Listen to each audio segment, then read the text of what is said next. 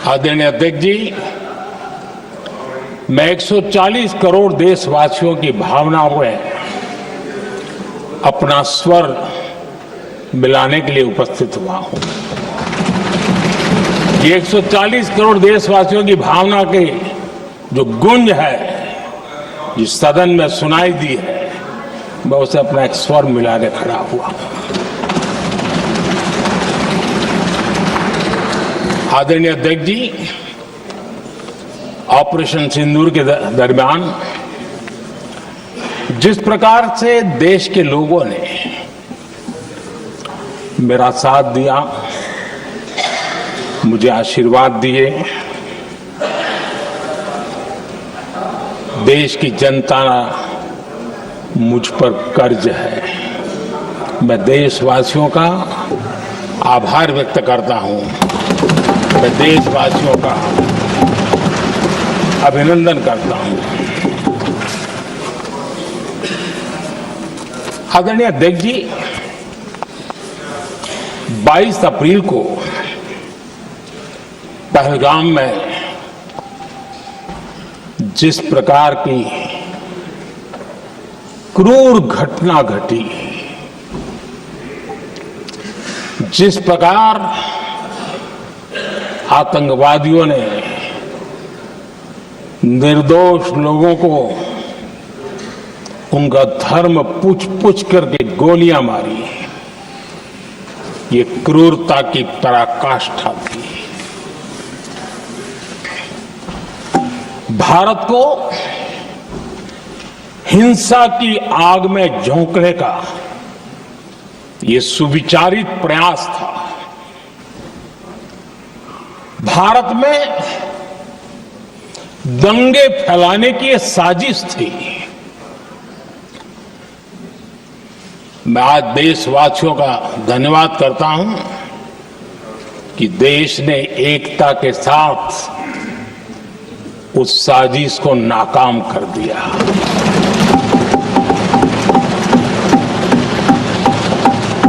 आदरणीय अध्यक्ष जी, 22 अप्रैल के बाद मैंने एक सार्वजनिक रूप से, और विश्व को समझ में आया इसलिए कुछ अंग्रेजी में भी वाक्यों का प्रयोग किया था, और मैंने कहा था कि हमारा संकल्प है, हम आतंकियों को मिट्टी में मिला देंगे।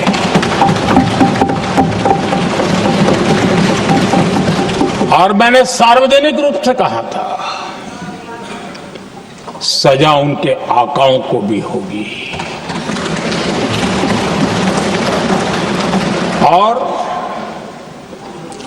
कल्पना से भी बड़ी सजा मिलेगी।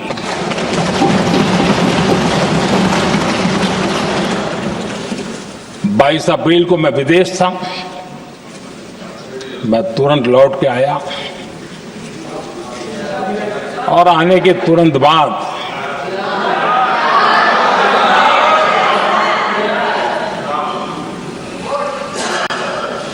मैंने एक बैठक बुलाई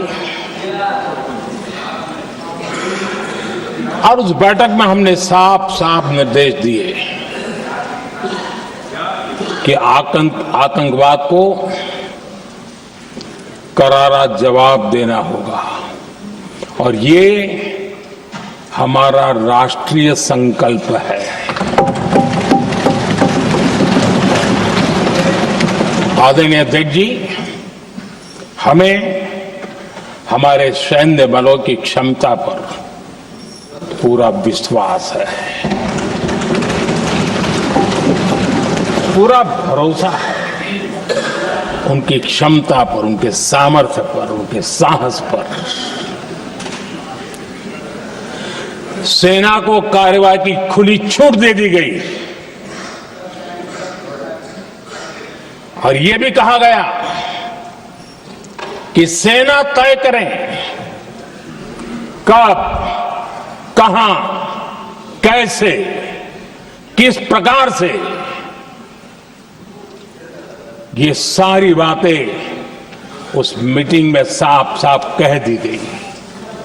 और कुछ बातें उसमें से मीडिया में शायद रिपोर्ट भी हुई है।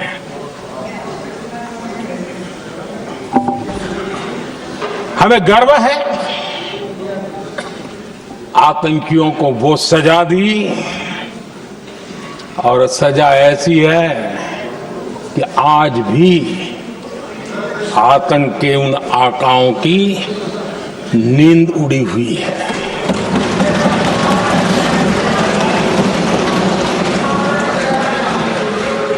आदरणीय अध्यक्ष जी, मैं हमारी सेना की सफलता के उससे जुड़े भारत के उस पक्ष को सदन के माध्यम से देशवासियों के सामने रखना चाहता हूं। पहला पक्ष,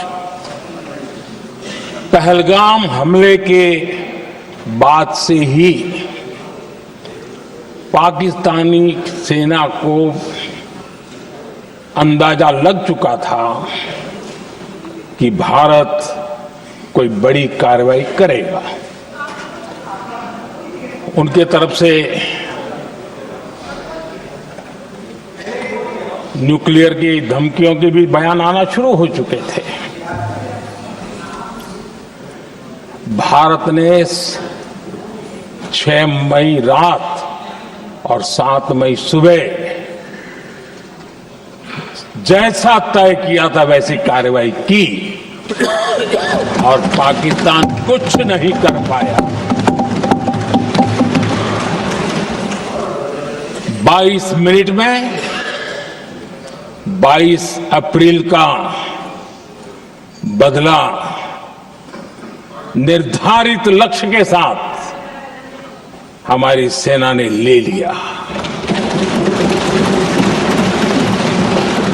दूसरा पक्ष, आदरणीय अध्यक्ष जी, पाकिस्तान के साथ हमारी लड़ाई की तो कई बार हुई है, लेकिन ये पहली ऐसी भारत की रणनीति बनी कि जिसमें पहले जहां कभी नहीं गए थे वहां हम पहुंचे। पाकिस्तान के कोने कोने में आतंकी अड्डों को धुआं धुआं कर दिया गया।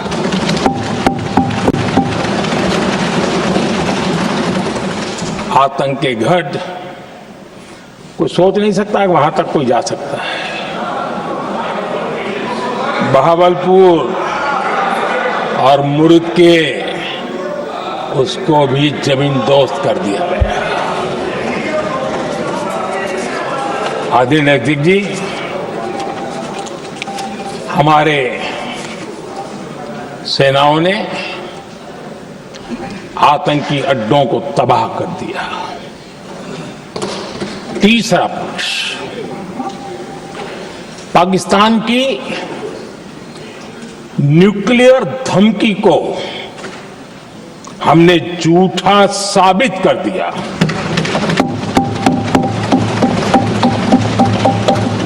भारत ने सिद्ध कर दिया कि न्यूक्लियर ब्लैकमेलिंग अब नहीं चलेगा और न ही ये न्यूक्लियर ब्लैकमेलिंग के सामने भारत झुकेगा। आदरणीय अध्यक्ष जी, चौथा पक्ष, भारत ने दिखाई अपनी तकनीकी क्षमता। पाकिस्तान के सीने पर सटीक प्रहार किया। पाकिस्तान के एयरबेस एसेट्स को भारी नुकसान हुआ और आज तक उनके कई एयरबेस आईसीयू में पड़े हैं। आज टेक्नोलॉजी आधारित युद्ध का युग है। ऑपरेशन सिंदूर इस महारत में भी सफल सिद्ध हुआ है।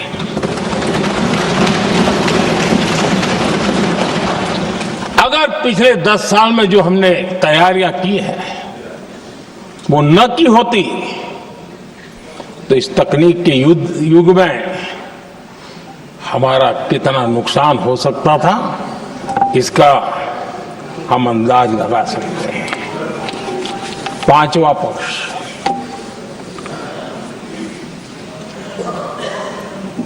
ऑपरेशन सिंदूर के दरमियान पहली बार हुआ जब आत्मनिर्भर भारत की ताकत को दुनिया ने पहचाना। Made in India drone, made in India missile ने पाकिस्तान के हथियारों की पोल खोल करके रख दी।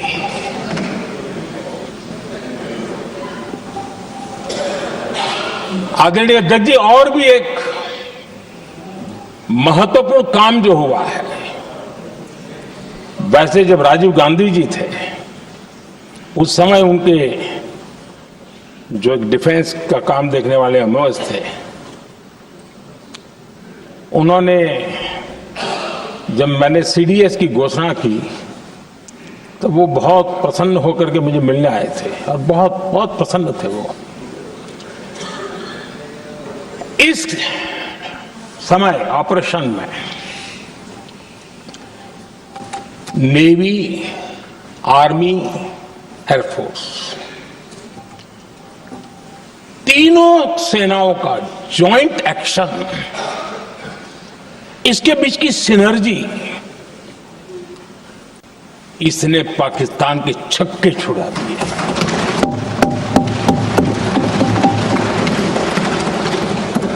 आदरणीय अध्यक्ष जी, आतंक की घटनाएं पहले भी देश में होती थी,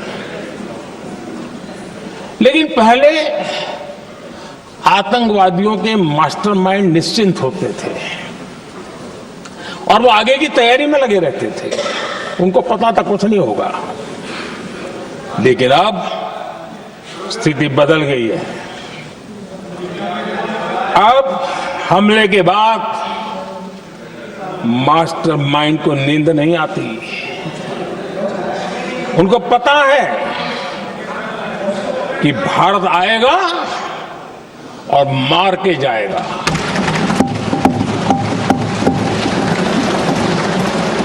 ये न्यू नॉर्मल भारत ने सेट कर दिया है।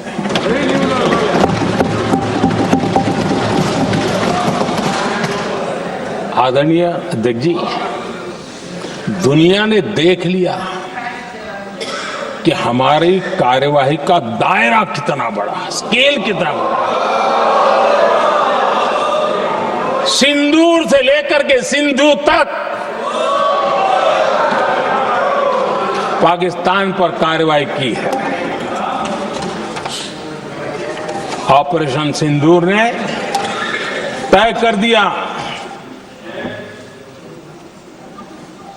कि भारत में आतंकी हमले की, उसके आकाओं को और पाकिस्तान को भारी कीमत चुकानी पड़ेगी।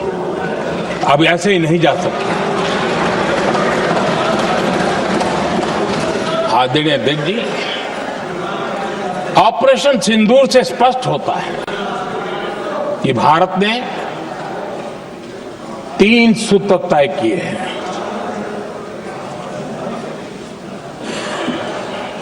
अगर भारत पर आतंकी हमला हुआ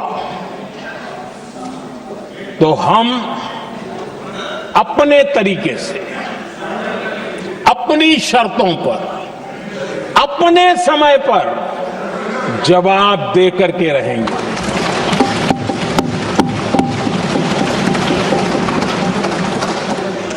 दूसरा, कोई भी न्यूक्लियर ब्लैकमेल अब नहीं चलेगा।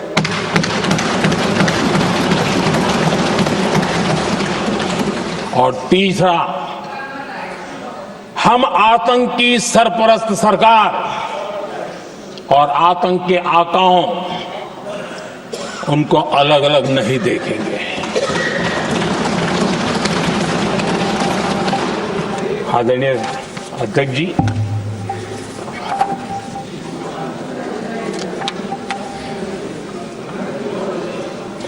यहां पर विदेश नीति को लेकर के भी काफी बातें कही गई हैं।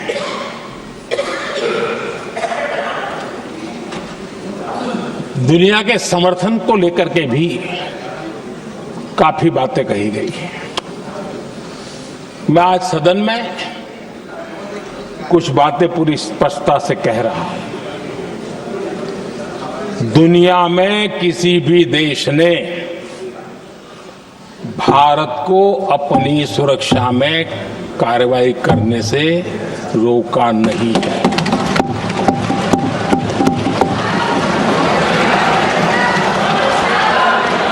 संयुक्त राष्ट्र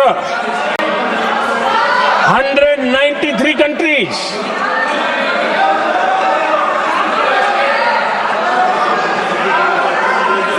सिर्फ 3 देश 193 कंट्री में सिर्फ 3 देश ऑपरेशन सिंदूर के दौरान पाकिस्तान के समर्थन में बयान दिया था। Only 3 countries.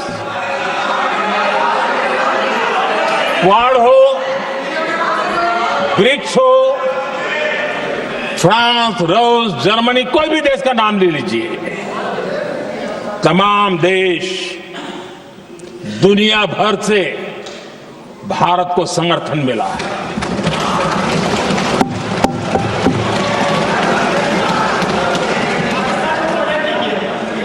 आदरणीय अध्यक्ष जी, दुनिया का समर्थन तो मिला, दुनिया के देशों का समर्थन मिला, माननीय है, लेकिन ये दुर्भाग्य है कि मेरे देश के वीरों के पराक्रम को कांग्रेस का समर्थन नहीं।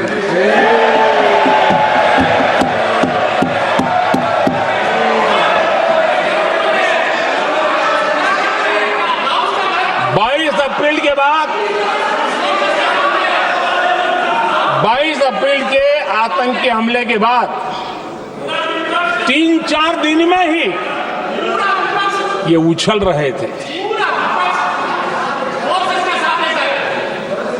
और कहना शुरू कर दिया, कहां गई 56 इंच की छाती, कहां खो गया मोदी, मोदी तो फेल हो गया। क्या मजा ले रहे थे, उनको लगता है वाह बाजी मार ली। उनको पहलगाम के निर्दोष लोगों की हत्या में भी वो अपनी राजनीति तराशते थे।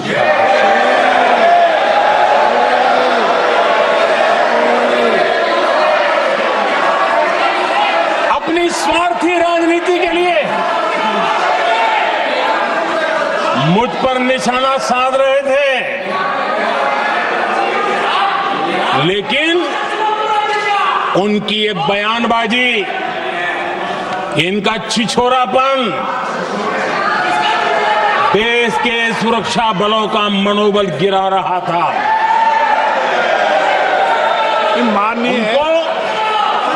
माननीय प्रतिपक्ष के नेता, एक मिनट, प्रतिपक्ष के नेता आपकी बात सबने ध्यान से सुनी। आप बेटे कांग्रेस कर रहे हैं और कुछ नेताओं को से ये उचित नहीं है आपके लिए। न भारत के सामर्थ्य पर भरोसा है और न ही भारत की सेनाओं पर, इसलिए वो लगातार ऑपरेशन सिंदूर पर सवाल उठा रहे हैं। ऐसा करके आप लोग मीडिया में हेडलाइंस तो ले सकते हैं, लेकिन देशवासियों के दिलों में जगह नहीं बना सकते।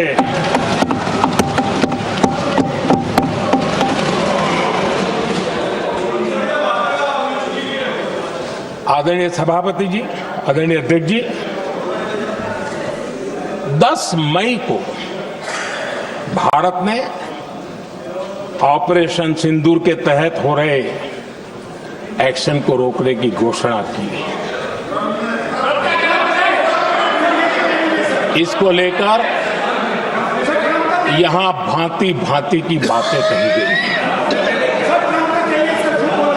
ये वही प्रोपेगेंडा है जो सीमा पार से फैलाया गया है। कुछ लोग सेना द्वारा दिए गए तथ्यों की जगह पाकिस्तान के झूठ प्रचार को आगे बढ़ाने में जुटे हुए हैं। जबकि भारत का रुख हमेशा स्पष्ट रहा है।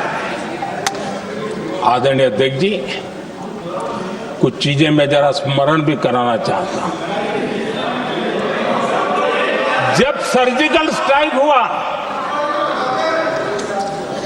उस समय हमने लक्ष्य तय किया था, हमारे जवानों को तैयार करके कि हम उनके इलाके में जाकर के आतंकियों के जो लॉन्चिंग पैड है उनको नष्ट करेंगे। और सर्जिकल स्ट्राइक, एक रात के उस ऑपरेशन में हमारे लोग सूर्योदय होते होते काम पूरा करके वापस आए। लक्ष्य निर्धारित था कि ये करना है। जब बालाकोट एयर स्ट्राइक किया तो हमारा लक्ष्य तय था कि आतंकियों के जो ट्रेनिंग सेंटर्स है इस बार हम उसको तबाह करेंगे, और हमने वो भी करके दिखाया। ऑपरेशन सिंदूर के समय हमारा लक्ष्य तय था, और हमारा लक्ष्य था कि आतंक के जो एपी सेंटर है और पहलगाम के आतंकियों को जहां से पुरजोश योजना बनी, ट्रेनिंग मिली, व्यवस्था मिली, उस पर हमला करेंगे। हमने उनके नाभि पर हमला कर दिया।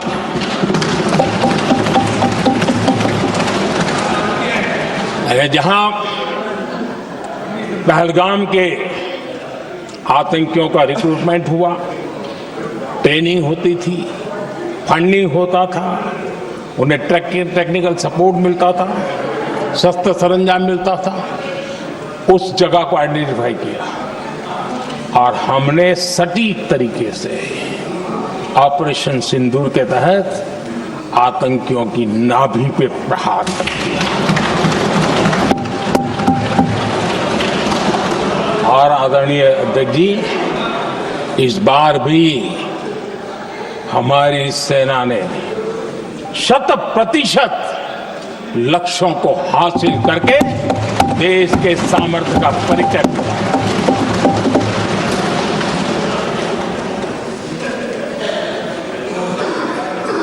कुछ लोग जानबूझकर के कुछ चीजें भूलने में इंटरेस्टेड होते हैं। देश भूलता नहीं है, देश को याद है। 6 रात और 7 मई सुबह ऑपरेशन हुआ था, और 7 मई को सुबह भारत ने प्रेस कॉन्फ्रेंस हमारी सेना ने की, और इस प्रेस कॉन्फ्रेंस में भारत ने स्पष्ट कर दिया था, और पहले दिन से क्लियर था कि हमारा लक्ष्य है आतंकियों के आका, आतंकियों की जो व्यवस्थाएं जहां से होती है वो, और उनके अड्डे, उनको हम ध्वस्त करना चाहते थे। और हमने प्रेस कॉन्फ्रेंस में कह दिया था, हमने हमारा काम कर दिया है, हमने जो तय किया था पूरा कर दिया है। और इसलिए 6-7 मई को ऑपरेशन हमारा संतोषजनक होने के तुरंत बाद कल जो राजनाथ जी ने कहा था, मैं डंके की चोट पर दोबारा दोहराता हूं, भारत की सेना ने पाकिस्तान की सेना को चंद मिनटों में बता दिया कि हमारा ये लक्ष्य था, हमने लक्ष्य पूरा कर दिया है, ताकि उनको पता चले और हमें भी पता चले कि उनके दिल दिमाग में क्या चलता है।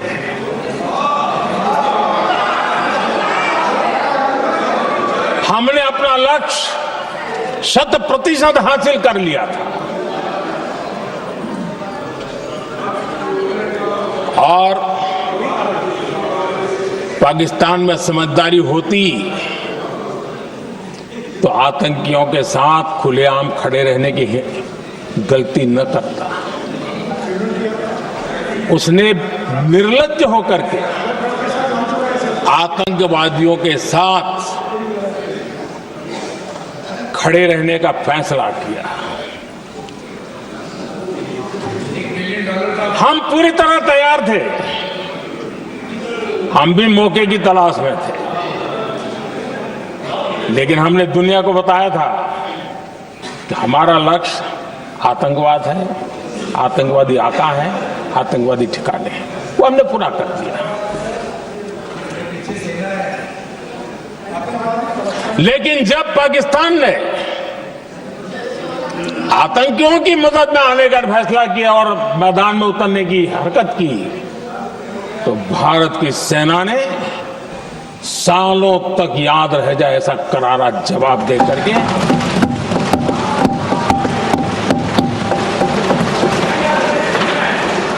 9 मई की मध्य रात्रि और 10 मई की एक प्रकार से सुबह हमारी मिसाइलें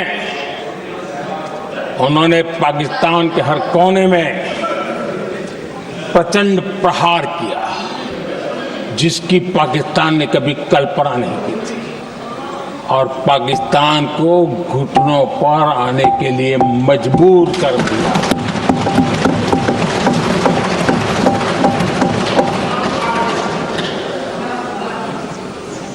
और आपने टीवी में भी देखा है, वहां से क्या बयान आते थे। पाकिस्तान के लोग, अरे मैं तो स्विमिंग पूल में नहा रहा था, कोई कह रहा था मैं तो दफ्तर जाने की तैयारी कर रहा था, हम कुछ सोचे इस पहले तो भारत ने तो हमला कर दिया। ये पाकिस्तान के लोगों के बयान है और देश ने देखे हैं। स्विमिंग पूल में नहा रहा था।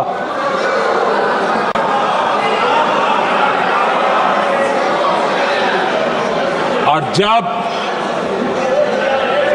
इतना कड़ा प्रहार हुआ, पाकिस्तान ने कभी सोचा तक नहीं था, तब जाकर के पाकिस्तान ने फोन करके डीजीएमओ के सामने फोन करके गुहार लगाई, बस करो, बहुत मारा, अब ज्यादा मार झेलने की ताकत नहीं है,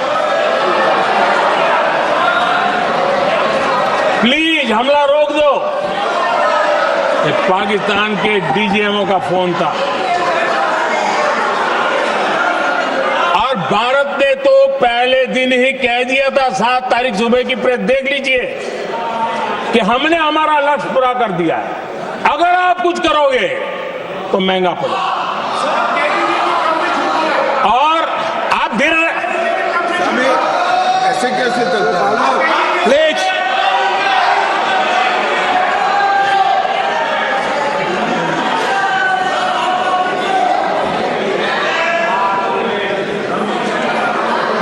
मैं आज दोबारा कह रहा हूं, ये भारत की स्पष्ट नीति थी, सुविचारित नीति थी, सेना के साथ मिलकर के तय की हुई नीति थी, और वे ये थी कि हम आतंक, उनके आका, उनके ठिकाने, ये हमारा लक्ष्य है। और हमने कहा, पहले दिन प्रेस कॉन्फ्रेंस में कहा है कि हमारा एक्शन नॉन एक्सीलेटरी है, ये हमने कह करके किया है और इसके लिए साथियों हमने हमला रोका। अध्यक्ष जी, दुनिया के किसी भी नेता ने भारत के ऑपरेशन रोकने के लिए नहीं कहा।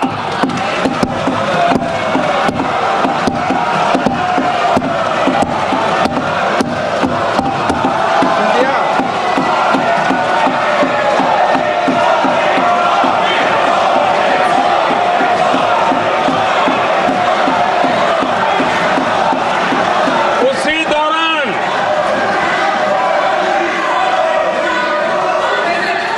9 तारीख को रात को अमेरिका के उपराष्ट्रपति जी ने मुझसे बात करने का प्रयास किया। वो घंटे भर कोशिश कर रहे थे, लेकिन मेरी सेना के साथ मीटिंग चल रही थी, तो मैंने उनका फोन उठा नहीं पाया।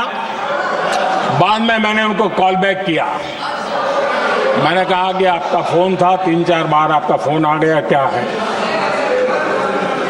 तो अमेरिका के उपराष्ट्रपति जी ने मुझे फोन पे बताया कि पाकिस्तान बहुत बड़ा हमला करने वाला है, ये उन्होंने मुझे बताया। मेरा जो जवाब था, जिनको समझ नहीं आता है उनको तो नहीं आएगा,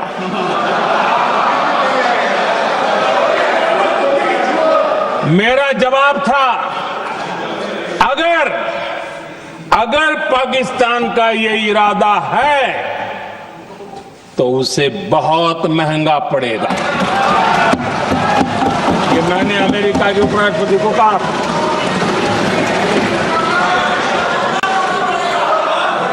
अगर पाकिस्तान हमला करेगा तो हम बड़ा हमला कर करके जवाब देंगे, ये मेरा जवाब था।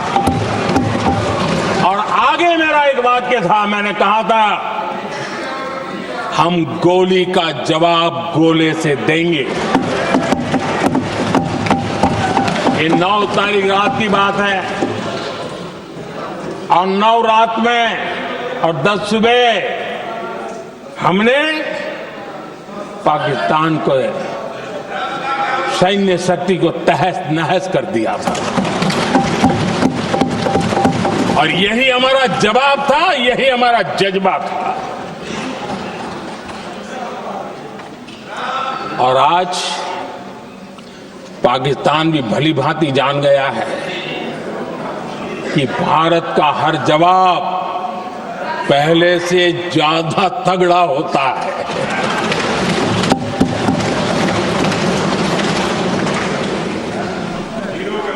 उसे यह भी पता है कि अगर भविष्य में नौबत आई तो भारत आगे कुछ भी कर सकता है। और इसलिए मैं फिर से लोकतंत्र के इस मंदिर में दोहराना चाहता हूं, ऑपरेशन सिंदूर जारी है।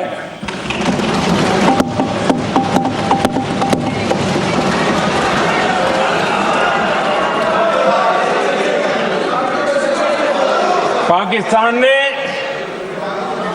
दुस्साहस की अगर कल्पना की तो उसे करारा जवाब दिया जाएगा।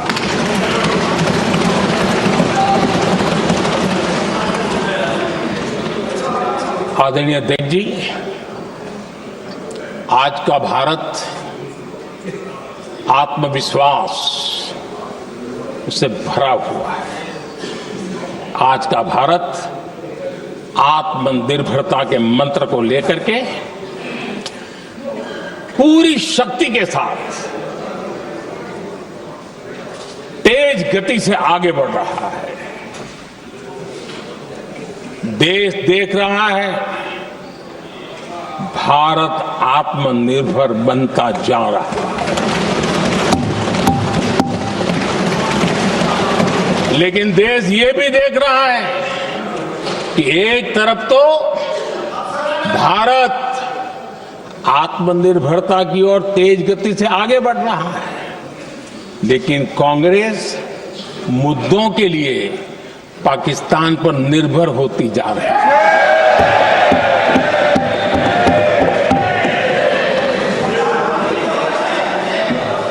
मैं आज पूरा दिन देख रहा था, जो 16 घंटे से जो चर्चा चल रही है, दुर्भाग्य से। प्लीज बैठिए, सब जवाब दे दिया आपका, आप सुनते नहीं, सबका जवाब दे दिया, प्लीज। नो, दुर्भाग्य से सुनिए जवाब। कांग्रेस को पाकिस्तान के मुद्दे इंपोर्ट करने पड़ रहे हैं।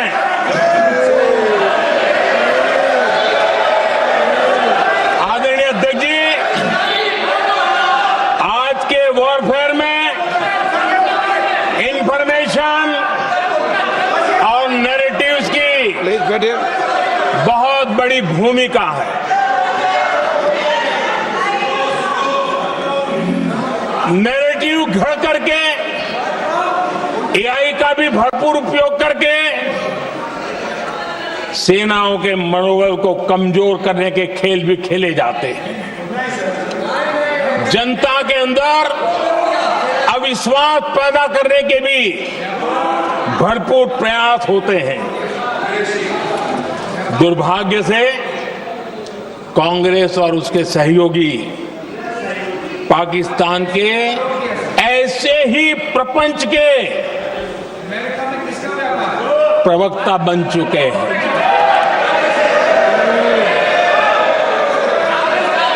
आदरणीय अध्यक्ष जी, देश की सेना ने,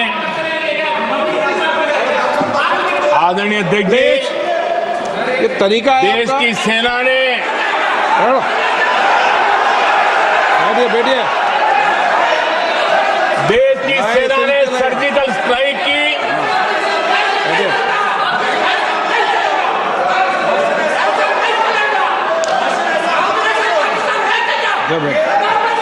बैठिए बैठिए। आदरणीय अध्यक्ष जी, देश की सेना ने सफलतापूर्वक सर्जिकल स्ट्राइक की तो तुरंत कांग्रेस वालों ने सेना से सबूत मांगे थे, लेकिन जब उन्होंने देश का मूड देखा, देश का मिजाज देखा, तो सुर उनके बदलने लगे और बदल करके क्या कहने लगे? कांग्रेस के लोगों ने कहा, ये सर्जिकल स्ट्राइक क्या बड़ी बात है, ये तो हमने भी की थी। एक ने कहा 3 सर्जिकल स्ट्राइक की थी, दूसरे ने कहा 6 सर्जिकल स्ट्राइक की थी, तीसरे ने कहा 15 सर्जिकल स्ट्राइक की थी। जितना बड़ा नेता उतना बड़ा आंकड़ा चल रहा था।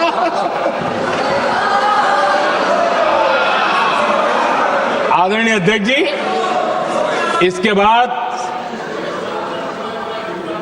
बालाकोट में सेना ने एयर स्ट्राइक की। अब एयर स्ट्राइक तो ऐसी थी कि वो कुछ कह नहीं सकते थे, इसलिए ये तो नहीं कहा कि भाई हमने भी की थी। उसमें तो उन्होंने समझदारी दिखाई, लेकिन फोटो मांगने लगे। एयर स्ट्राइक हुई तो फोटो दिखाओ, क्या कहां गिरा, क्या तोड़ा, कितना तोड़ा, कितने मरे, भाई यही पूछते रहे। पाकिस्तान भी यही पूछता था, ये भी यही पूछते थे। इतना ही नहीं, आदरणीय अध्यक्ष जी, जब पायलट अभिनंदन पकड़े गए तो पाकिस्तान में तो खुशी का माहौल होना स्वाभाविक था कि उनके हाथ में भारतीय सेना का एक पायलट उनके हाथ लगा था। लेकिन यहां पर भी कुछ लोग थे जो कानों कानों में कह रहे थे फंसा। अब अभिनंदन माए मोदी ला करके दिखा दे। अब देखते हैं मोदी क्या करता है। आज डंके की चोट पर अभिनंदन वापिस आएगा।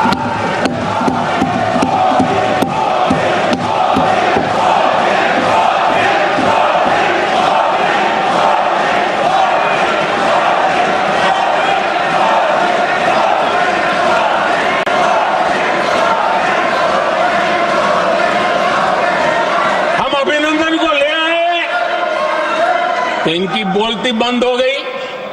इनको लगा यार कि नसीब वाला आदमी है, हमारा हथियार हाथ से निकल गया। आदरणीय अध्यक्ष जी, पहलगाम हमले के बाद हमारा बीएसएफ का एक जवान पाकिस्तान के कब्जे में गया, तो फिर इनको लगा वाह बड़ा मुद्दा हाथ में आ गया है, अब मोदी फंस जाएगा। अब तो मोदी की फजीयत जरूर होगी। और उनकी इकोसिस्टम ने सोशल मीडिया में बहुत सारी कथाएं वायरल की कि ये बीएसएफ के जवान का क्या होगा, उसके परिवार का क्या होगा, ये वापस आएगा, कब आएगा, कैसे आएगा, न जाने क्या क्या चला दिया। आदरणीय अध्यक्ष जी, बीएसएफ का वो जवान भी आन बान शान के साथ वापस आया।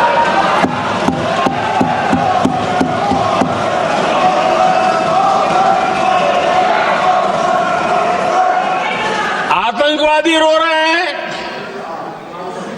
आतंकवादियों के आका रो रहे हैं, और उनको रोते देखकर यहां भी कुछ लोग रो रहे हैं।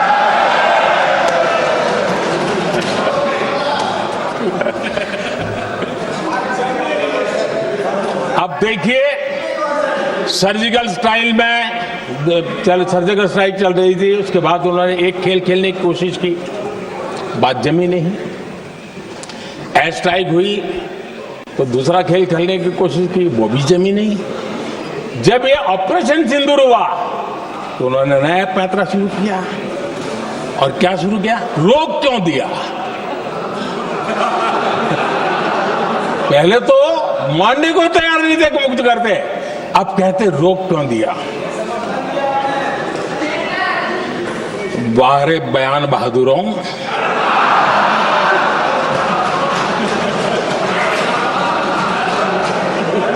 आपको विरोध का कोई न कोई बहाना चाहिए,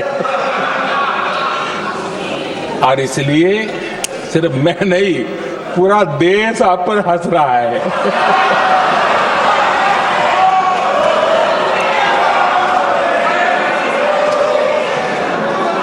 आदरणीय अध्यक्ष जी, सेना का विरोध, सेना के प्रति एक पता नहीं नेगेटिविटी, ये कांग्रेस का पुराना रवैया रहा। देश ने अभी अभी करगिल विजय दिवस मनाया, लेकिन देश पूरी तरह जानता है कि उनके कार्यकाल में और आज तक करगिल के विजय को कांग्रेस ने अपनाया नहीं। न करगिल विजय दिवस मनाया है, न करगिल विजय का गौरव किया। इतिहास साक्षी है अध्यक्ष जी। जब डोकलाम में सैन्य हमारा शौर्य दिखा रहा था, तब कांग्रेस के नेता चुपके चुपके किससे ब्रीफिंग देते थे, वो सारी दुनिया अब जान गई।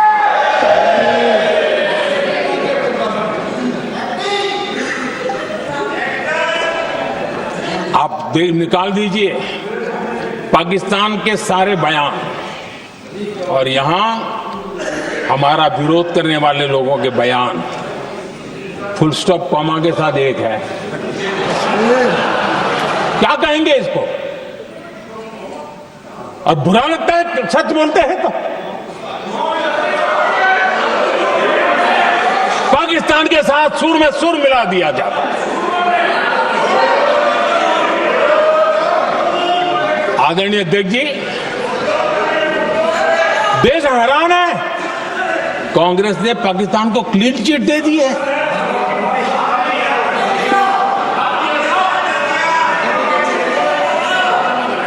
उनकी ये हिम्मत, और इनकी आदत जाती नहीं है, ये हिम्मत कि पहलगाम के आतंकी पाकिस्तानी थे, इसका सबूत दो।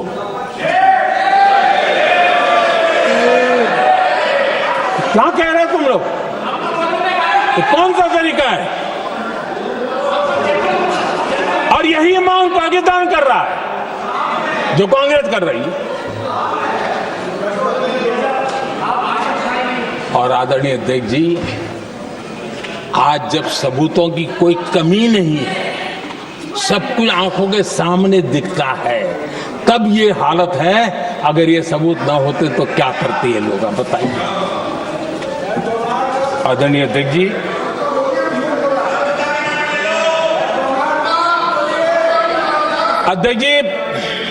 ऑपरेशन सिंदूर के एक पार्ट की तरफ तो चर्चा भी बहुत होती है, ध्यान भी जाता है, लेकिन देश के लिए कुछ गौरव की क्षणें होती हैं, ताकत की परिचय होता है, उसकी तरफ भी ध्यान जाना बहुत आकर्षित है। हमारे एयर डिफेंस सिस्टम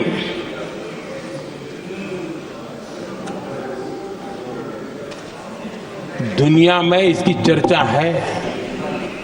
हमारे एयर डिफेंस सिस्टम ने पाकिस्तान की मिसाइल और ड्रोन्स उसको तिनके की तरफ बिखेर दिया था।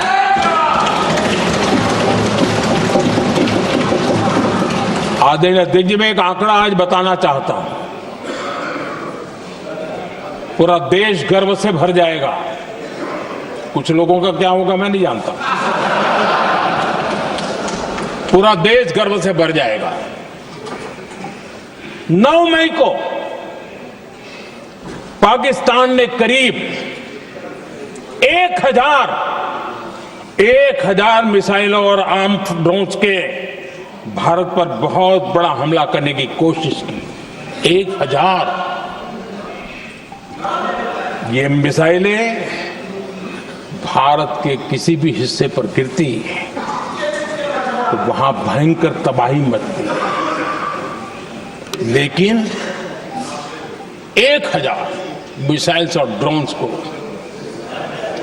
भारत ने आसमान में ही चूर चूर कर दिया।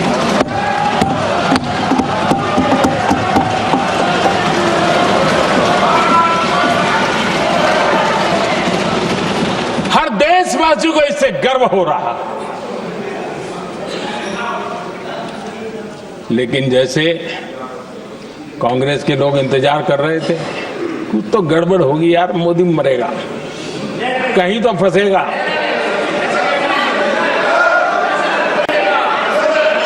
पाकिस्तान ने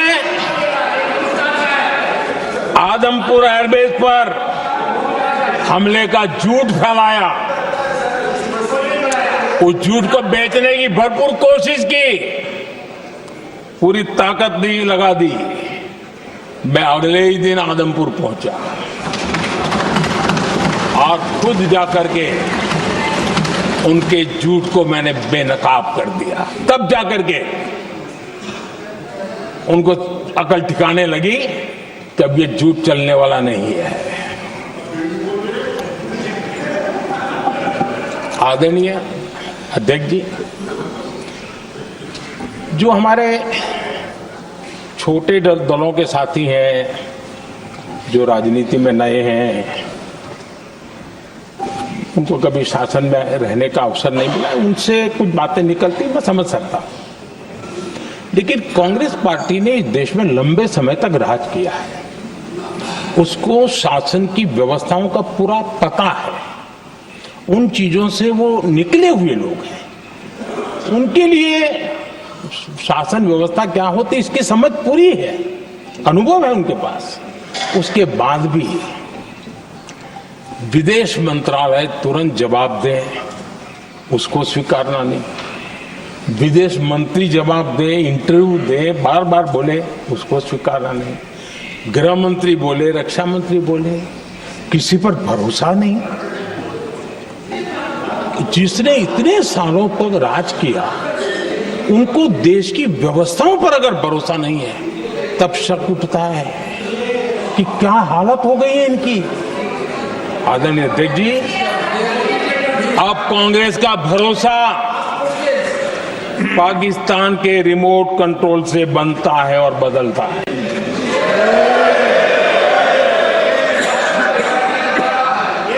आदरणीय अध्यक्ष जी, एक बिल्कुल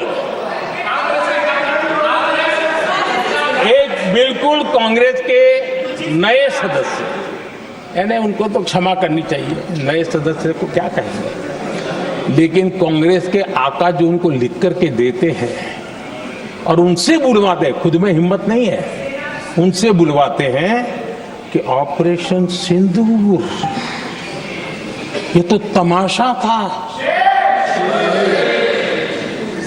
ये आतंकवादियों ने जिन 26 लोगों को मौत के घाट उतारा था ना, उस भयंकर क्रूर घटना पर ये तेजाब छिड़कने वाला पाप है। तमाशा कहते हो? आपकी असहमति हो सकती है, और ये कांग्रेस के नेता बुलवाते हैं।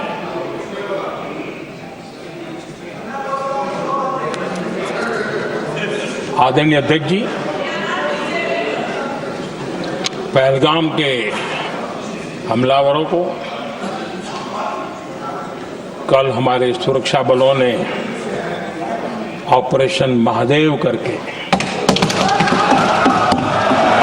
अपने अंजाम तक पहुंचाया।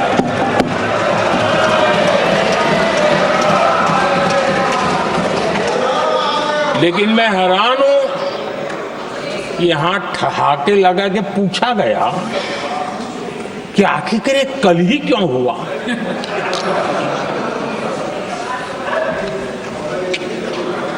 अब ये क्या हो गया है जी, मुझे समझ नहीं आ रहा है।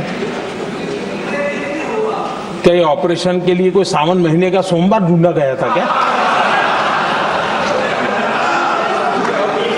क्या हो गया है इन लोगों को? हताशा, निराशा इस हद तक।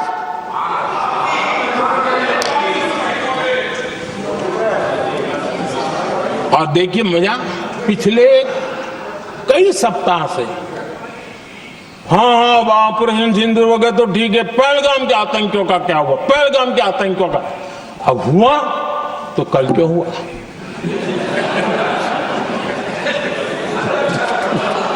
और कल ही क्यों हुआ। क्या हाल है अध्यक्ष जी का। आदरणीय अध्यक्ष जी,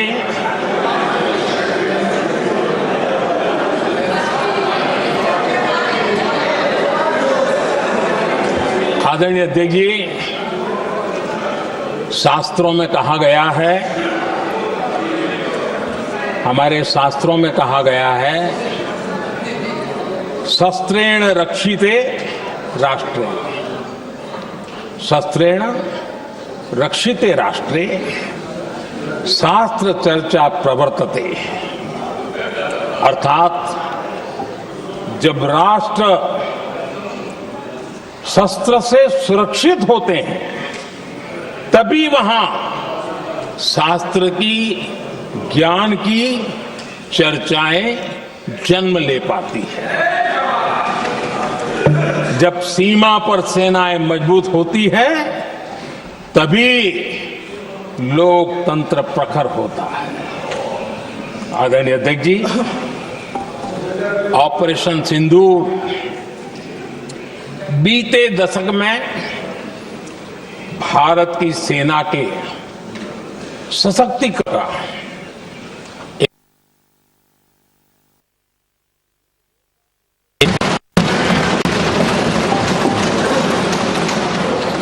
कांग्रेस के शासन के दौरान सेनाओं को आत्मनिर्भर बनाने के संबंध में सोचा तक नहीं जाता था।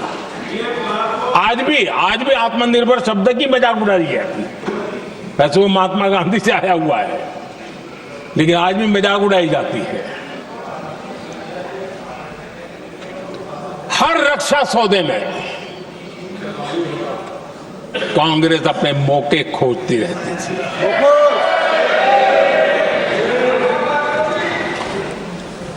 छोटे छोटे हथियारों को लिए विदेशों पर निर्भरता, ये इनका कार्यकाल रहा है। Bullet proof jacket, night vision camera तक नहीं होते थे, और लंबा लिस्ट है। जीप से शुरू होता है, बफो, हेलीकॉप्टर, हर चीज के साथ घोटाला जुड़ा हुआ है। आदरणीय अध्यक्ष जी, हमारी सेनाओं को आधुनिक हथियारों के लिए दशकों तक इंतजार करना पड़ा। आजादी के पहले, और इतिहास गवाह, एक जमाना था जब डिफेंस मैन्युफैक्चरिंग में भारत का आवाज सुनाई देती थी। जिस समय तलवारों से लड़ा जाता था ना, तब भी तलवारें भारत की श्रेष्ठ मानी जाती थी। हम डिफेंस के इक्विपमेंट में आगे थे। लेकिन आजादी के बाद जो एक मजबूत डिफेंस इक्विपमेंट मैन्युफैक्चरिंग का हमारा दायरा था, जो हमारा पूरा इकोसिस्टम था, उसको सोच समझ करके तबाह कर दिया गया, उसको दुर्बल किया गया।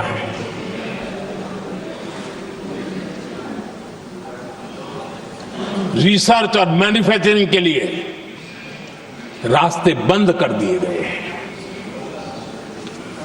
अगर इसी नीति पर हम चलते तो भारत इस 21वीं सदी में ऑपरेशन सिंदूर के संबंध में सोच भी नहीं सकता। यह हालत करके रखा हुआ था उन्होंने। भारत को सोचना पड़ता कि अगर कोई एक्शन लेना है तो शस्त्र कहां से मिलेंगे, साधन कहां से मिलेगा, बारूद कहां से मिलेगा, समय पर मिलेगा या नहीं मिलेगा, बीच बचाव में रुकता नहीं जाएगा, ये टेंशन पालना पड़ता है।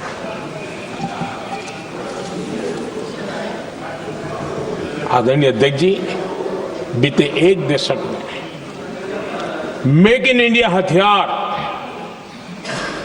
सेना को मिले, उन्होंने इस ऑपरेशन में बहुत निर्णायक भूमिका निभाई।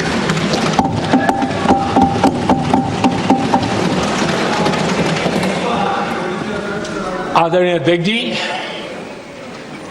एक दशक पहले भारत के लोगों ने संकल्प लिया, हमारा देश सशक्त, आत्मनिर्भर और आधुनिक राष्ट्र बने। रक्षा, सुरक्षा, हर क्षेत्र में बदलाव के लिए एक के बाद एक ठोस कदम उठाए गए, सीरीज ऑफ रिफॉर्म्स किए गए, और देश में सेना में जो रिफॉर्म्स हुए हैं, जो आजादी के बाद पहली बार हुए। चीफ ऑफ डिफेंस स्टाफ की नियुक्ति, ये विचार कोई नया नहीं था, दुनिया में प्रयोग भी चलते हैं, भारत में निर्णय नहीं होते थे। हमने, ये बहुत बड़ा रिफॉर्म था, हमने किया, और बहुत ही मैं हमारी तीनों सेनाओं का अभिनंदन करता हूं कि इस व्यवस्था को उन्होंने दिल से सहयोग किया है, दिल से स्वीकार किया है। सबसे बड़ी ताकत ज्वाइंटनेस और इंटीग्रेशन की इस समय नेवी हो, एयरफोर्स हो, आर्मी हो, ये इंटीग्रेशन और ज्वाइंटनेस ने हमारी ताकत को अनेक गुना बढ़ा दिया और उसका परिणाम भी हमें नजर में आया है। ये हमने करके दिखाया। सरकार की जो डिफेंस प्रोडक्शन की कंपनियां थी उसमें हमने रिफॉर्म किए। शुरुआत में वहां पर आग लगाना, आंदोलन करवाना, हड़तालें करवाने के खेल चल रहे थे, अभी भी बंद नहीं हुए हैं। लेकिन देश हित को सर्वोपरि मान करके उन डिफेंस इंडस्ट्री के हमारे जो लोग थे सरकारी व्यवस्था में, उन्होंने इसको मन से लिया, रिफॉर्म को स्वीकार किया और वो भी आज बहुत प्रोडक्टिव बन गए। इतना ही नहीं, हमने प्राइवेट सेक्टर के लिए भी डिफेंस के दरवाजे खोल दिए हैं और आज भारत का प्राइवेट सेक्टर आगे आ रहा है। आज स्टार्टअप्स डिफेंस के क्षेत्र में हमारे 27-30 साल के नौजवान, टियर 2, टियर 3 सिटी के नौजवान, कई कुछ जगह तो बेटियां स्टार्टअप का नेतृत्व कर रही है। डिफेंस के सेक्टर में सैकड़ों की तादाद में आज स्टार्टअप काम कर रहे हैं। ड्रोन्स, एक प्रकार से मैं कह सकता हूं, ड्रोन्स की जितनी भी एक्टिविटी हमारे देश में हो रही है, शायद एवरेज 30-35 की उम्र होगी जो लोग कर रहे हैं, सारे लोग, और सैकड़ों की तादाद में कर रहे हैं। और उसका ताकत, क्योंकि इनका भी योगदान था इसमें, जिन्होंने इस प्रकार के प्रोडक्शन किए हैं, और वो हमें ऑपरेशन सिंदूर में बहुत काम आए।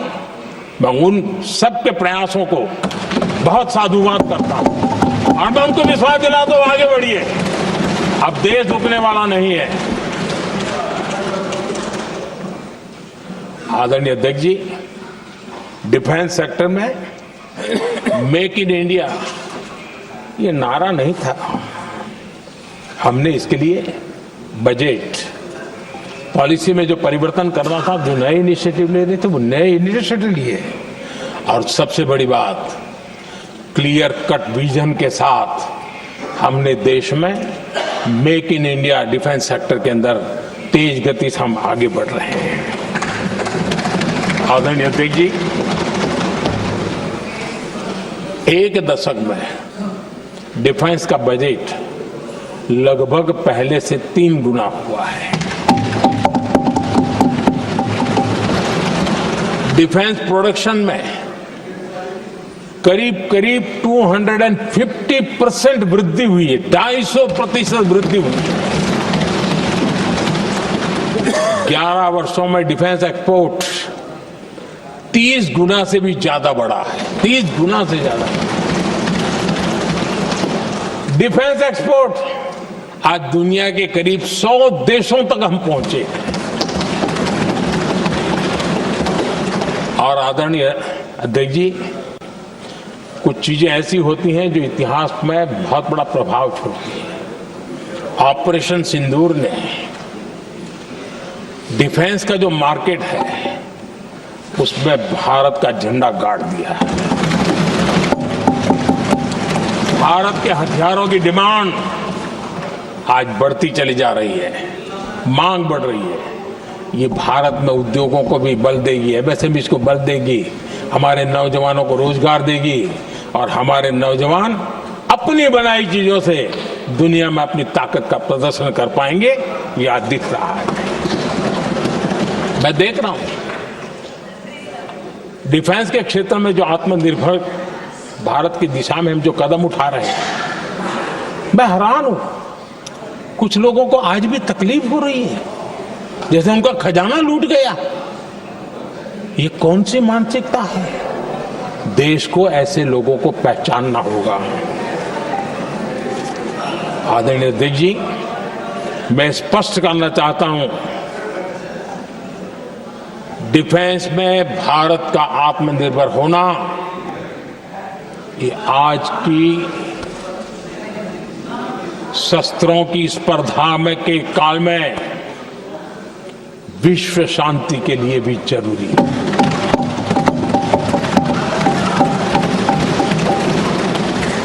मैं पहले भी कह चुका हूं, भारत युद्ध का नहीं, बुद्ध का देश है। हम समृद्धि शांति चाहते हैं, लेकिन हम ये कभी न भूले कि समृद्धि का और शांति का रास्ता शक्ति से ही गुजरता है।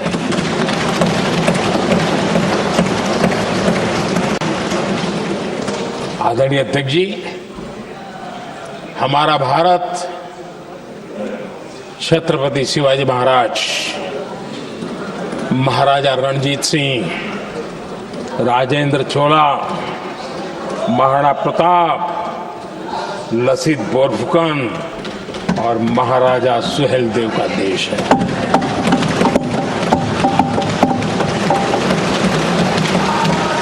आदरणीय अध्यक्ष जी, हम विकास और शांति के लिए सामरिक सामर्थ्य पर भी फोकस करते हैं।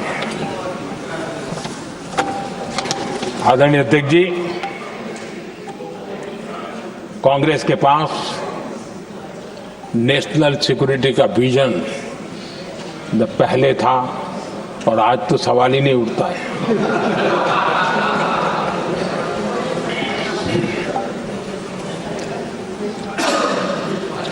कांग्रेस ने हमेशा नेशनल सिक्योरिटी पर समझौता किया।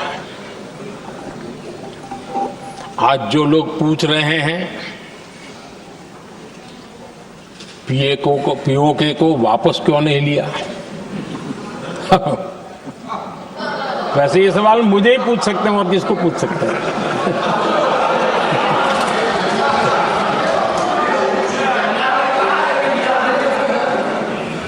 लेकिन इसके पहले जवाब देना होगा पूछने वालों को। किसकी सरकार ने पीओके पर पाकिस्तान को कब्जा करने का अवसर दिया? जवाब साफ है, जवाब साफ है। जब भी मैं नेहरू जी की चर्चा करता हूं तो कांग्रेस और उसका पूरा इकोसिस्टम बिलबिला जाता है, पता नहीं क्या है। आदरणीय अध्यक्ष जी, हम एक शेर सुना करते थे, मुझे ज्यादा इसका ज्ञान तो नहीं है लेकिन सुनते थे। लम्हों ने खता की और सदियों ने सजा पाई। आजादी के बाद से ही जो फैसले लिए गए उनकी सजा आज तक देश भुगत रहा है।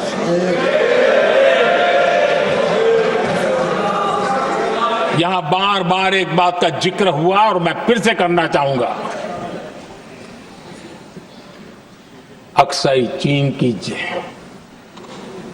उस पूरे क्षेत्र को बंजर जमीन करार दिया गया, ये कहकर के तो बंजर है।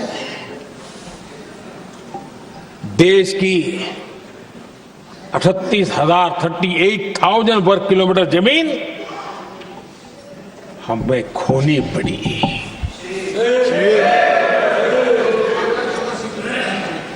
आदरणीय अध्यक्ष जी, मैं जानता हूं मेरी कुछ बातें चुभने वाली है। 1962 और 1963 के बीच कांग्रेस के नेता जम्मू कश्मीर के पूंछ, उरी, नीलम वैली और किशनगंगा को छोड़ देने का प्रस्ताव रख रहे थे। भारत की भूमि, आदरणीय अध्यक्ष जी, और वो भी लाइन ऑफ पीस के नाम पर किया जा रहा था।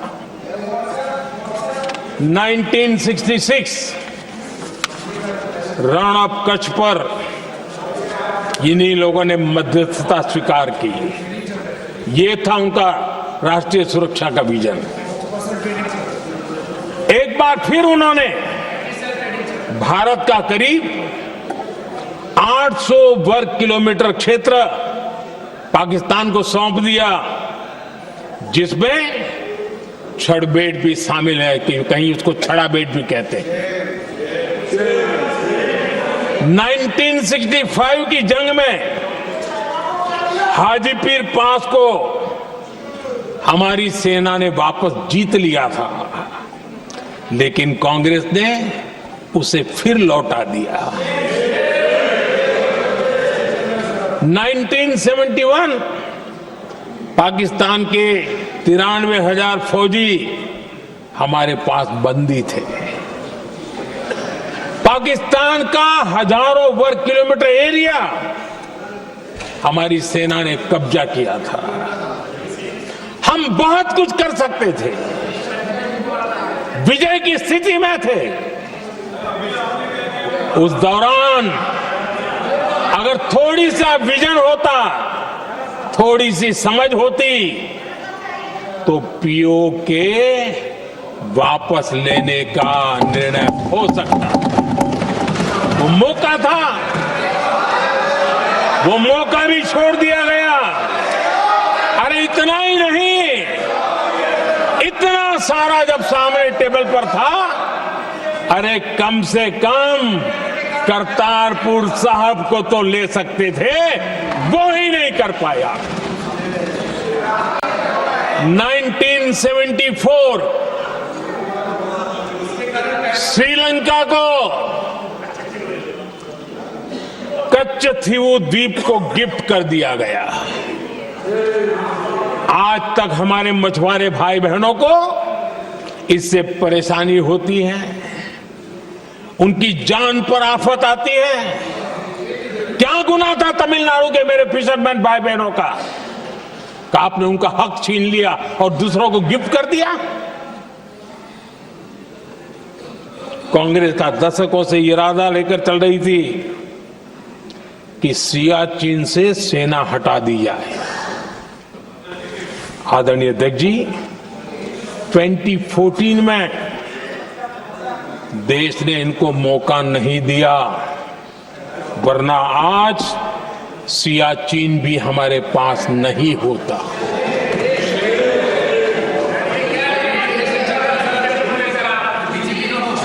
आदरणीय अध्यक्ष जी, आजकल कांग्रेस के जो लोग हमें डिप्लोमेसी का पाठ पढ़ा रहे हैं, मैं उन्हें उनकी डिप्लोमेसी याद दिलाना चाहता हूं, ताकि उनको भी कुछ याद रहे, पता चले। 26/11 जैसे भयंकर हमले के बाद बहुत बड़ा आतंकी हमला था। कांग्रेस का पाकिस्तान से प्रेम नहीं रुका। इतनी बड़ी घटना 26/11 की हुई थी। विदेशी दबाव में हमले के कुछ हफ्तों के भीतर ही कांग्रेस सरकार ने पाकिस्तान से बातचीत शुरू कर दी। आदरणीय अध्यक्ष जी, कांग्रेस सरकार ने 26/11 की इतनी बड़ी घटना के बाद भी एक भी डिप्लोमेट को भारत से बाहर निकालने की हिम्मत नहीं की। छोड़ो, इधर एक वीजा तक कैंसिल नहीं किया, एक वीजा तक कैंसिल नहीं कर पाए थे। देश पर पाकिस्तानी स्पॉन्सर बड़े बड़े हमले होते गए, लेकिन यूपीए सरकार ने पाकिस्तान को मोस्ट फेवर्ड नेशन का दर्जा देकर रखा था। वो कभी वापस नहीं लिया था। एक तरफ देश मुंबई के हमले का ये न्याय मांग रहा था, दूसरी तरफ कांग्रेस पाकिस्तान के साथ व्यापार करने में लगी थी।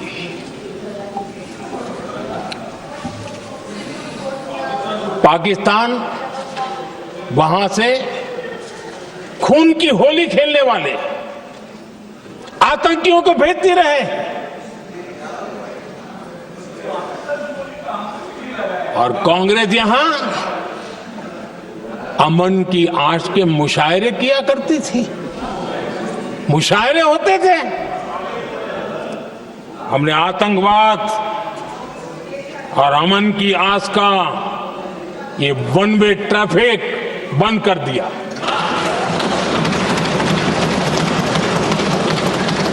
हमने पाकिस्तान का MFN का दर्जा रद्द किया, वीजा बंद किया। हमने अटारी वाघा बॉर्डर को बंद कर दिया। आदरणीय अध्यक्ष जी,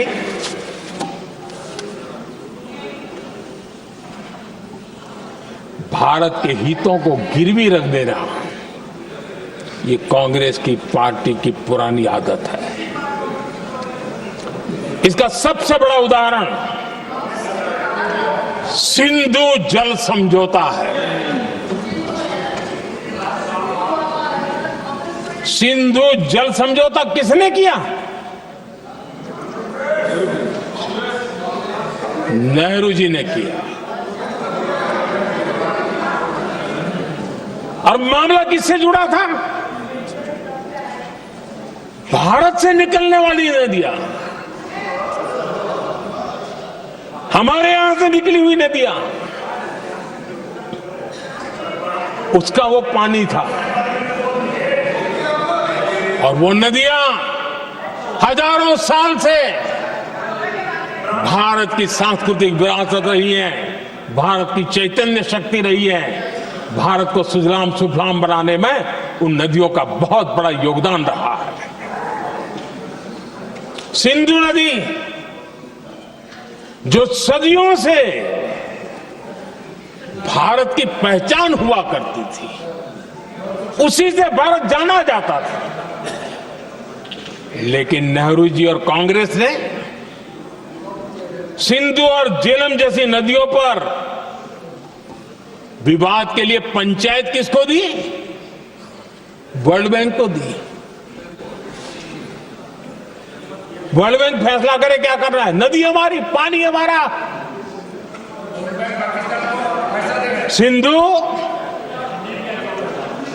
सिंधु जल समझौता सीधा सीधा भारत की अस्मिता और भारत के स्वाभिमान के साथ किया गया बहुत बड़ा धोखा था।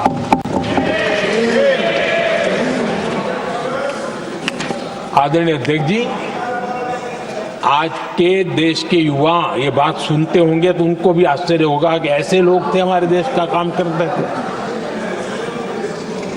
नेहरू जी ने इस ट्रीटी करी और क्या किया? ये जो पानी था, जो नदियां थी, जो भारत से निकल रही थी, उन्होंने 80% पानी पाकिस्तान को देने के लिए वो राजी हो गए। और इतना बड़ा हिंदुस्तान, उसको सिर्फ 20% पानी। कोई मुझे समझाए भाई ये कौन सी बुद्धिमानी थी, कौन सा देश हित था, कौन सी डिप्लोमेसी थी, क्या हालत करके बना के रखा था आप लोगों ने। इतनी बड़ी आबादी वाला हमारा देश, हमारे यहां से निकलती हुई ये नदियां, और सिर्फ 20% पानी, और 80% पानी उन्होंने उसको दिया जो देश खुलेआम भारत को अपना दुश्मन करार कर देता रहा है, दुश्मन कहता रहा। और ये पानी पर किसका हक था? हमारे देश के किसानों का, हमारे देश के नागरिकों का। हमारा पंजाब, हमारा जम्मू कश्मीर देश के एक बहुत बड़े हिस्से को इन्होंने पानी के संकट में धकेल दिया, इस एक कारण से। और राज्यों के भीतर भी पानी को लेकर के आपस में संघर्ष पैदा हुई है, प्रतिस्पर्धा पैदा हुई, और उनका जिस पर हक था उस पर पाकिस्तान मौज करता रहा, और ये दुनिया में अपनी डिप्लोमेसी के पाठ पढ़ाते रहते हैं। आदरणीय अध्यक्ष जी, अगर ये ट्रीटी न होती तो पश्चिमी नदियों पर कई बड़ी परियोजनाएं बनती। पंजाब, हरियाणा, राजस्थान और दिल्ली, वहां के किसानों को भरपूर पानी मिलता, पीने के पानी की कोई समस्या नहीं रहती। औद्योगिक प्रगति के लिए भारत बिजली बना पाता। इतना ही नहीं, नेहरू जी ने इसके उपरांत करोड़ों रुपए भी दिए ताकि पाकिस्तान नहर बना सके।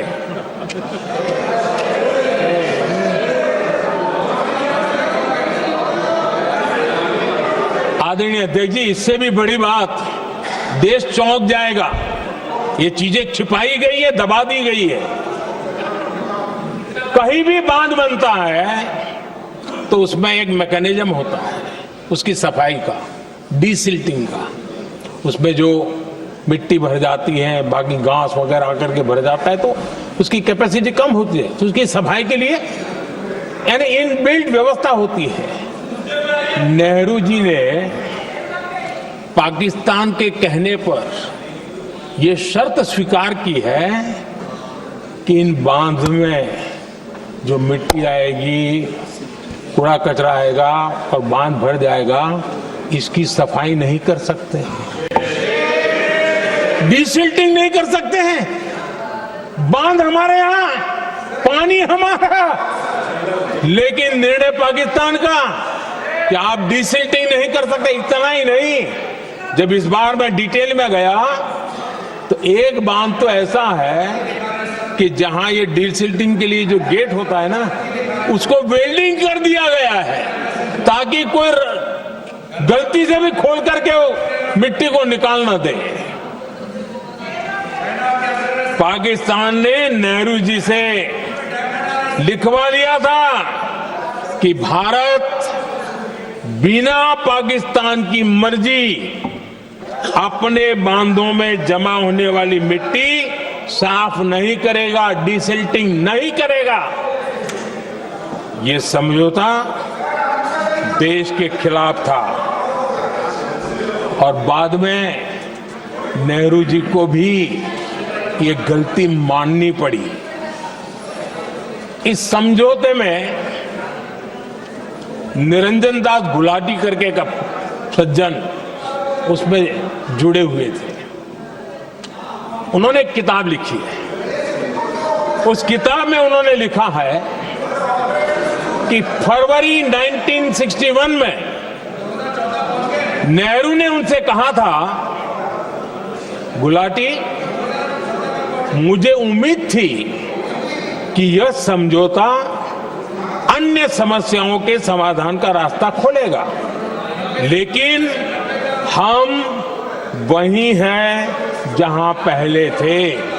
ये नेहरू जी ने कहा। नेहरू जी केवल तत्कालिक प्रभाव देख पा रहे थे, इसलिए उन्होंने कहा कि हम वहीं के वहीं हैं। लेकिन सच्चाई ये कि इस एग्रीमेंट के कारण देश बहुत पिछड़ गया, देश बहुत पीछे चल गया और देश का बहुत नुकसान हुआ। हमारे किसानों को नुकसान हुआ, हमारी खेती को नुकसान हुआ। और नेहरू जी उस डिप्लोमेसी को जानते थे जिसमें किसान का कोई वजूद ही नहीं था। यह हाल करके रखा था उन्होंने। आदरणीय अध्यक्ष जी, पाकिस्तान आगे दशकों तक भारत के साथ युद्ध और छद्म युद्ध, प्रॉक्सी वॉर करता ही रहा। लेकिन कांग्रेस की सरकारों ने बाद में भी सिंधु जल समझौते की तरफ देखा तक नहीं। नेहरू जी की गलती को सुधारा तक नहीं। आदरणीय अध्यक्ष जी, लेकिन अब भारत ने पुरानी गलती को सुधारा है, ठोस निर्णय लिया है। भारत ने नेहरू जी द्वारा किए गई बहुत बड़ी ब्लंडर सिंधु जल समझौते को देश हित में, किसानों के हित में एबेंस में रख दिया है। देश का अहित करने वाला ये समझौता अब इस रूप में आगे नहीं चल सकता। भारत ने तय कर दिया है, खून और पानी साथ साथ नहीं बह सकते।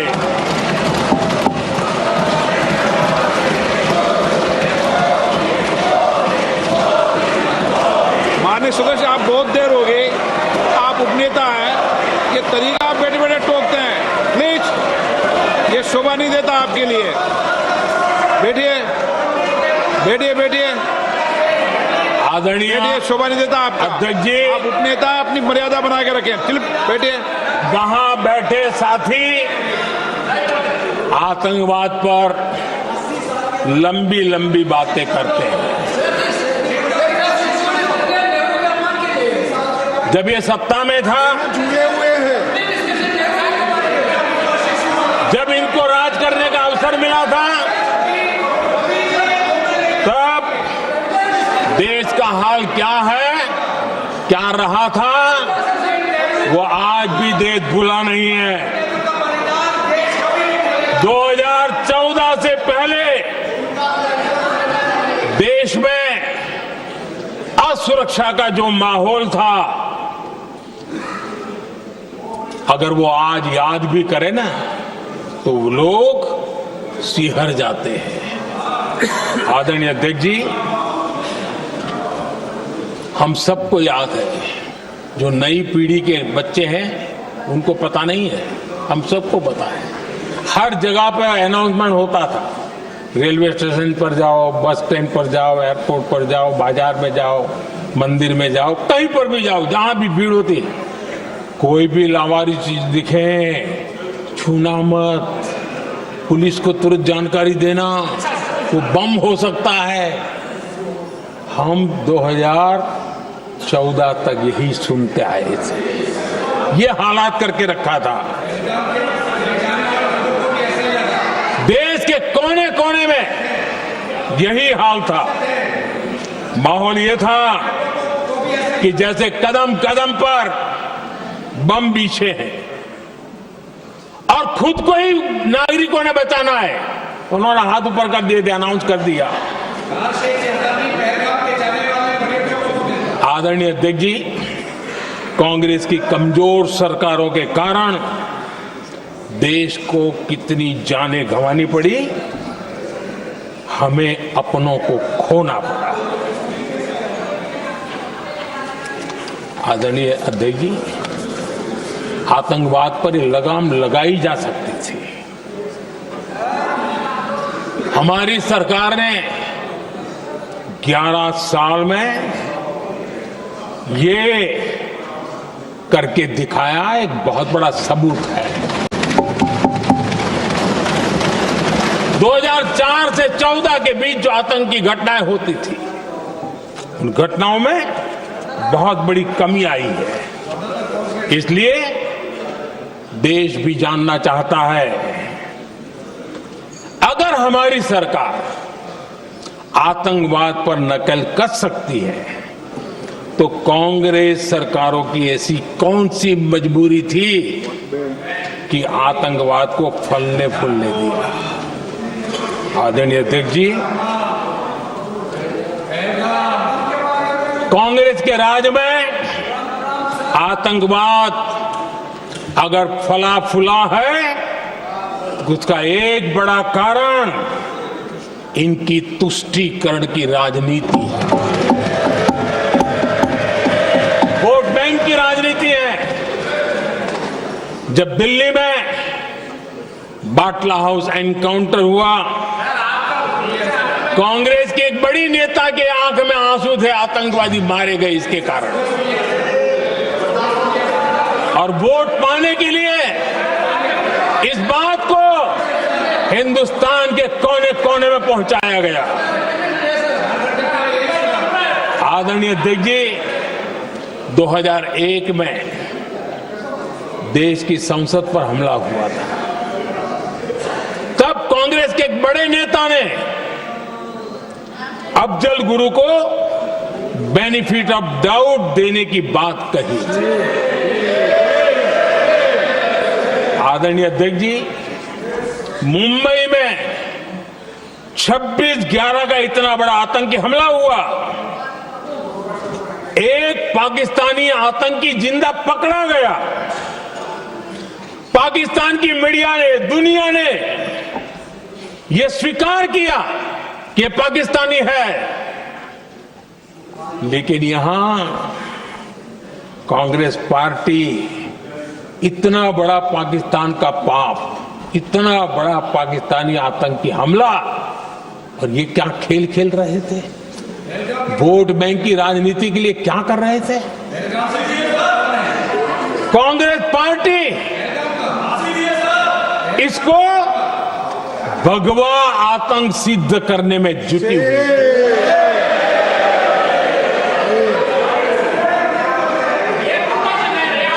कांग्रेस दुनिया को हिंदू आतंकवाद की छड़ी बेचने में लगी हुई थी। कांग्रेस के एक नेता ने अमेरिका के बड़े राजनयिक को यहां तक कह दिया था कि लश्कर-ए तोयबा से भी बड़ा खतरा भारत के हिंदू ग्रुप है। यह कहा गया था। तुष्टीकरण के लिए कांग्रेस ने जम्मू कश्मीर में भारत का संविधान, बाबा साहब अंबेडकर का संविधान, उसे जम्मू कश्मीर में पैर नहीं रखने दिए। इन्होंने घुसने नहीं दिया, उसे बाहर रखा। तुष्टीकरण और वोट बैंक की राजनीति के लिए कांग्रेस हमेशा देश की सुरक्षा को बलि चढ़ाती रही। आदरणीय अध्यक्ष जी, तुष्टीकरण के लिए ही कांग्रेस ने आतंकवाद से जुड़े कानूनों को कमजोर किया। गृहमंत्री जी ने आज विस्तार से सदन में कहा है, इसलिए मैं इसको रिपीट करना नहीं चाहता। आदरणीय अध्यक्ष जी, मैंने इस सत्र की शुरुआत में आग्रह किया था, मैंने कहा था कि दल हित में हमारे मत मिले न मिले, दल हित में हमारे मत मिले न मिले, देश हित में हमारे मन जरूर मिलने चाहिए। पहलगाम की विभीषिका ने हमें गहरे घाव दिए हैं, उसने देश को झकझोर दिया है। इसके जवाब में हमने ऑपरेशन सिंदूर किया तो सेनाओं के पराक्रम ने, हमारे आत्मनिर्भर अभियान ने देश में एक सिंदूर स्पिरिट पैदा किया है।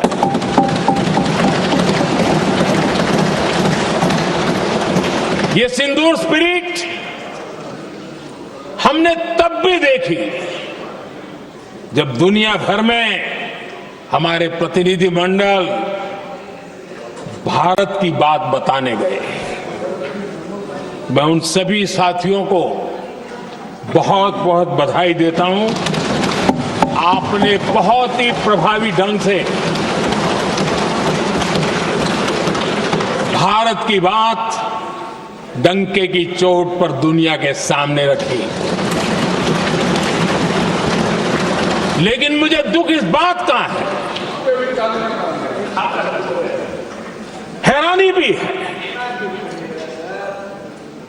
जो खुद को कांग्रेस के बड़े नेता समझते हैं, उनके पेट में दर्द हो रहा है कि भारत का पक्ष दुनिया के सामने क्यों रखा गया। शायद कुछ नेताओं को सदन में बोलने पर भी पाबंदी लगा दी गई।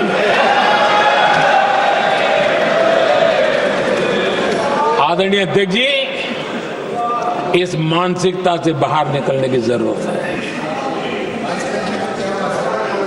कुछ पंक्तियां मेरे मन में आती हैं, मैं अपने भाव व्यक्त करना चाहता हूं।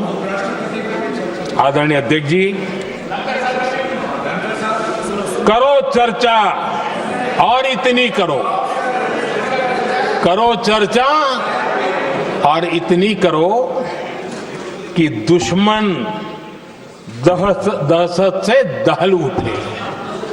दुश्मन दहशत से दहल उठे। रहे ध्यान बस इतना ही, रहे ध्यान बस इतना ही, मान सिंदूर और सेना का प्रश्नों में भी अटल रहे। हमला मां भारती पर हुआ अगर, तो प्रचंड प्रहार करना होगा। दुश्मन जहां भी बैठा हो, हमें भारत के लिए ही जीना होगा। मेरा कांग्रेस के साथियों से आग्रह है कि एक परिवार के दबाव में पाकिस्तान को क्लीन चिट देना बंद कर दें। जो देश की विजय की क्षण है, कांग्रेस उसे देश के उपहास का क्षण न बनाए। कांग्रेस अपनी गलती सुधारें। मैं आज सदन में फिर स्पष्ट करना चाहता हूं, अब भारत आतंकी नर्सरी में ही आतंकियों को मिट्टी में मिलाएगा।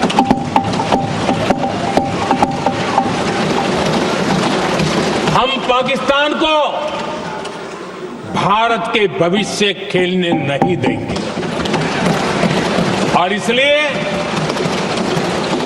ऑपरेशन सिंदूर खत्म नहीं हुआ है। ऑपरेशन सिंदूर जारी है और ये पाकिस्तान के लिए भी नोटिस है। वो जब तक भारत के खिलाफ आतंक का रास्ता रोकेगा नहीं, तब तक भारत एक्शन लेता रहेगा। भारत का भविष्य सुरक्षित और समृद्ध होगा, यही हमारा संकल्प है। इसी भाव के साथ मैं फिर से सभी सदस्यों को सार्थक चर्चा के लिए धन्यवाद देता हूं। और आदरणीय अध्यक्ष जी, मैंने भारत का पक्ष रखा है, भारत के लोगों की भावनाओं को व्यक्त किया है। मैं सदन का फिर से आभार व्यक्त करता हूं। बहुत बहुत धन्यवाद।